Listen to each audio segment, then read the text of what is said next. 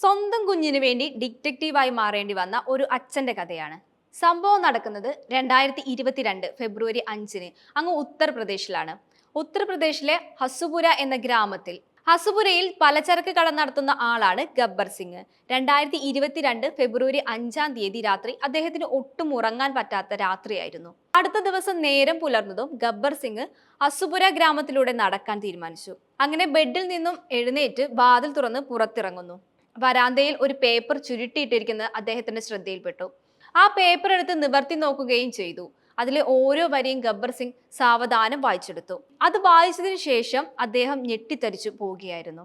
ആ കത്തിൽ ഇങ്ങനെയാണ് എഴുതിയിരിക്കുന്നത്: നിങ്ങൾക്ക് നിങ്ങളുടെ മകനെ വേണമെങ്കിൽ അസൻപുരിയിലെ പെട്രോൾ പമ്പിനടുത്തുള്ള വേപ്പിൻ മരത്തിന്റെ ചുവട്ടിൽ 35 ലക്ഷം രൂപ കൊണ്ടുവച്ചാൽ നിങ്ങൾ തിരിച്ച് വീട്ടിലെത്തുന്നതിന് മുൻപ് നിങ്ങളുടെ മകൻ നിങ്ങളുടെ വീട്ടിലെത്തിയിരിക്കും. ഈ ഒരു കത്ത് ആദ്യം കണ്ടപ്പോൾ അദ്ദേഹം ഒന്ന് ഞെട്ടിയിരുന്നു. പിന്നീട് അദ്ദേഹത്തിന് ഒരു ആശ്വാസം കൂടി ഉണ്ടായിരുന്നു. ഗബ്ബർ സിംഗിന്റെ മകൻ ഗുൽദീപ് സിംഗിനെ കാണാതായിട്ട് അന്നേക്ക് 10-12 ദിവസമായിരുന്നു. അതിനിടെയായിരുന്നു ഈ ഒരു കത്ത് അദ്ദേഹത്തിന് ലഭിക്കുന്നത്. തന്റെ മകൻ ജീവിച്ചിരിക്കുന്നു എന്ന ആശ്വാസമാണ് ആ കത്ത് കിട്ടിയപ്പോൾ ഗബ്ബർ സിംഗിന് ഉണ്ടായത്. അത്രയും ദിവസം തന്റെ മകന് എന്ത് സംഭവിച്ചു എന്നറിയാതെ വ്യാകുലപ്പെട്ടിരിക്കുകയായിരുന്നു അദ്ദേഹം. എന്തായിരുന്നു കുൽദീപ് സിംഗിന് സംഭവിച്ചത്? ഗബ്ബർ സിംഗിന് മകനെ തിരിച്ചു കിട്ടുമോ? ആരാണ് ഇതിന് പിന്നിൽ? 35 ലക്ഷം രൂപയ്ക്ക് മാത്രമാണോ ഇത് ചെയ്തത്? വിശദമായി പരിശോധിക്കാം. സാധാരണ ഒരു കുടുംബമായിരുന്നു ഗബ്ബർ സിംഗിൻ്റെത്. പറയത്തക്ക സാമ്പത്തിക പ്രശ്നങ്ങൾ ഒന്നും തന്നെ ഇല്ലായിരുന്നു. ഭാര്യയും മകനും അടങ്ങുന്ന കൊച്ചു കുടുംബം വളരെ സന്തോഷത്തോടു കൂടിയായിരുന്നു അവർ ജീവിച്ചു പോയിരുന്നത്. അതിനിടയിലാണ് ഈ സംഭവങ്ങൾ നടക്കുന്നത്. ജനുവരി 23, 2022 അന്നൊരു ഞായറാഴ്ചയായിരുന്നു. പതിവ് പോലെ ഗുൽദീപ് സിംഗ് സുഹൃത്തുക്കളെ കൂട്ടി കളിക്കാൻ പോയിരുന്നു. വൈകുന്നേരം മകൻ തിരിച്ചു വരാത്തത് കണ്ട് അമ്മ അന്വേഷിച്ചിറങ്ങി.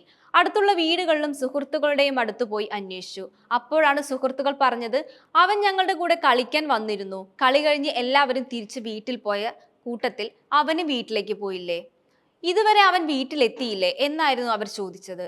ഇത് കേട്ട ഗുൽദീപ് സിംഗിന്റെ അമ്മ ആകെ പരവശയാകുന്നു. പെട്ടെന്ന് തന്നെ അവർ തന്റെ ഭർത്താവിനെ വിളിച്ചു വരുത്തുന്നു. ആ വിവരം കേട്ട ഉടൻ തന്നെ ഗബ്ബർ സിംഗ് കടയിൽ നിന്നും വേഗം വീട്ടിലേക്ക് വരികയാണ്.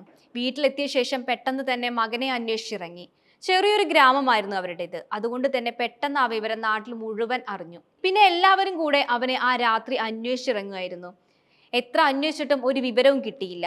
അങ്ങനെ പിറ്റേ ദിവസം രാവിലെ തന്നെ അവരടുത്തുള്ള പോലീസ് സ്റ്റേഷനിൽ കാര്യം അറിയിച്ചു. ആ വിവരത്തിന്റെ അടിസ്ഥാനത്തിൽ പോലീസ് മിസ്സിംഗ് കേസ് ഫയൽ ചെയ്തു.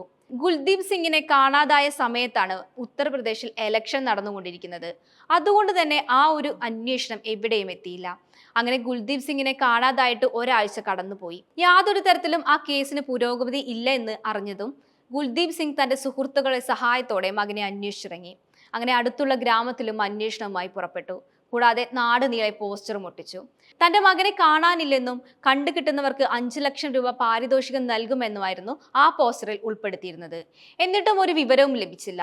ആ ഒരു സമയത്താണ് ഫെബ്രുവരി 6-ാം തീയതി വീടിന്റെ പുറത്തു നിന്നും ആ കടലാസ് ലഭിക്കുന്നത്. അതിനുശേഷം ഉടൻ തന്നെ അദ്ദേഹം സുഹൃത്തുക്കളെ വിവരം അറിയിച്ചു. എന്നിട്ട് അവർ എല്ലാവരും കൂടെ ആ കത്തിൽ അറിയിച്ച പ്രകാരം ആ വേപ്പ് മരത്തിന്റെ അടുത്ത് പോയി നോക്കി. പക്ഷെ നിർഭാഗ്യവശാൽ അവിടെ ആരും തന്നെ ഇല്ലായിരുന്നു. ഇനി എന്ത് ചെയ്യണമെന്നറിയാതെ ആശങ്കപ്പെട്ടിരിക്കുകയായിരുന്നു അദ്ദേഹം. അപ്പോഴാണ് കൂടെയുള്ള ഒരു സുഹൃത്ത് പറയുന്നത്, നമുക്കിനി റിസ്ക് എടുക്കേണ്ട, ആ പണം എത്രയും പെട്ടെന്ന് നൽകാം. പക്ഷെ അത്രയും പണം തന്റെ കയ്യിലില്ല. പിന്നെ എങ്ങനെയെങ്കിലും ക്യാഷ് അറേഞ്ച് ചെയ്താൽ തന്നെ ഒരു 25 ലക്ഷം രൂപയേ ഉണ്ടാകൂ. അതുമാത്രമല്ല, ഈ ക്യാഷ് കൊടുത്താൽ തന്നെ അവർ തന്നെയാണ് മകനെ തട്ടിക്കൊണ്ടുപോയത് എന്ന് എങ്ങനെ വിശ്വസിക്കും? എന്താണ് തെളിവ്? അതുമാത്രമല്ല, ഈ തട്ടിക്കൊണ്ടുപോയവരുടെ ലക്ഷ്യം പണം മാത്രമായിരുന്നെങ്കിൽ എന്തുകൊണ്ട് ഇത്ര വൈകി? ഈ കാര്യങ്ങളെല്ലാം ചോദിക്കാൻ തുടങ്ങി. അപ്പോൾ തന്നെ ഈ ലെറ്ററുമായി എല്ലാവരും പോലീസ് സ്റ്റേഷനിലേക്ക് പോയി. ഇനിയും ലെറ്റർ വരാനുള്ള സാധ്യത ഉള്ളതിനാൽ രാവും പകലും അവർ വീടിന് ചുറ്റും കാവൽ നിന്നു. പക്ഷേ ഇവർ എത്രത്തോളം കാവൽ നിന്നിട്ടും ഫെബ്രുവരി 9-ാം തീയതി ഡോറിന്റെ അടുത്ത് ഒരു ചുരുട്ടിയിട്ട പേപ്പറും ഒരു എൻവലപ്പും കാണുകയാണ്. ആര് എങ്ങനെ ഇത് ഇവിടെ കൊണ്ടിട്ടു എന്ന് എല്ലാവരും അത്ഭുതത്തോടെ ചിന്തിച്ചു.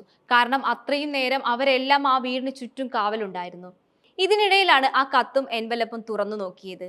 അതിനകത്ത് ഇങ്ങനെയായിരുന്നു എഴുതിയിരിക്കുന്നത്: നിന്റെ കൈവശം 35 ലക്ഷം രൂപ ഇല്ലെന്ന് ഞങ്ങൾക്കറിയാം. അതുകൊണ്ട് നീ 25 ലക്ഷം രൂപ തന്നാൽ മതി. നേരത്തെ പറഞ്ഞ പോലെ പണം വെച്ച് പോയാൽ മതി. അപ്പോൾ അയാൾ ചിന്തിക്കുകയാണ്, ആരാണ് എന്നോട് ഇത്ര വൈരാഗ്യം കാണിക്കുന്നത്? ഈ സമയത്താണ് ആശു എന്ന പേര് മനസ്സിലേക്ക് കയറി വരുന്നത്. മുൻപ് തന്റെ കടയിൽ വർക്ക് ചെയ്തിരുന്ന ആളാണ് ആശു. ആശുവിനെ കടയിൽ നിന്നും പണം മോഷ്ടിച്ചതിന്റെ പേരിൽ പുറത്താക്കുകയായിരുന്നു. ആ ഒരു സംഭവം നാടാകെ പടർന്നു. ആശു നാണം കെട്ടു.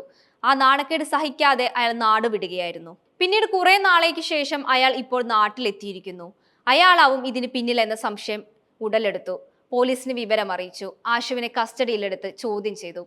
അപ്പോഴാണ് മുകേഷ്, കനകയ്യ എന്ന പേരുകൾ പുറത്തു വരുന്നത്. അവരെ വിളിച്ച് ചോദ്യം ചെയ്തപ്പോൾ ഞെട്ടിക്കുന്ന സത്യങ്ങളാണ് പുറത്തു വന്നത്. മുകേഷ് ഗബ്ബർ സിംഗിന്റെ റിലേറ്റീവ് ആണ്. ഇവർ തമ്മിൽ സ്വത്ത് തർക്കം ഉണ്ടായിട്ടുണ്ടായിരുന്നു. അതില് ഇയാൾക്കും ഗബ്ബർ സിംഗിനോടും വൈരാഗ്യം തോന്നിയിരുന്നു. ഈ വൈരാഗ്യം മനസ്സിലാക്കി പിന്നീട് ഇവർ തമ്മിൽ ഒന്നിക്കുകയായിരുന്നു. അതിനുശേഷമാണ് മകനെ തട്ടിക്കൊണ്ടുപോകാൻ പ്ലാൻ ചെയ്യുന്നത്. തട്ടിക്കൊണ്ടുപോയതിനു ശേഷം കഴുത്ത് ഞെരിച്ച് കൊല്ലുകയായിരുന്നു മകനെ. പിന്നീട് ഈ വിവരം അറിഞ്ഞതിനു ശേഷം പോലീസ് സംഭവ സ്ഥലത്ത് ഇവരെ രണ്ടുപേരെയും കൊണ്ടുപോയി. എന്നിട്ട് ബോഡി കുഴിച്ചെടുത്തു. അതിലൂടെയാണ് ശരീരം അഴുകിയ നിലയിൽ കണ്ടെത്തിയത്. അതിലൂടെയാണ് കുഞ്ഞിനെ കൊന്നിട്ട് ദിവസങ്ങളായി എന്നുള്ളത് മനസ്സിലാക്കുന്നത്.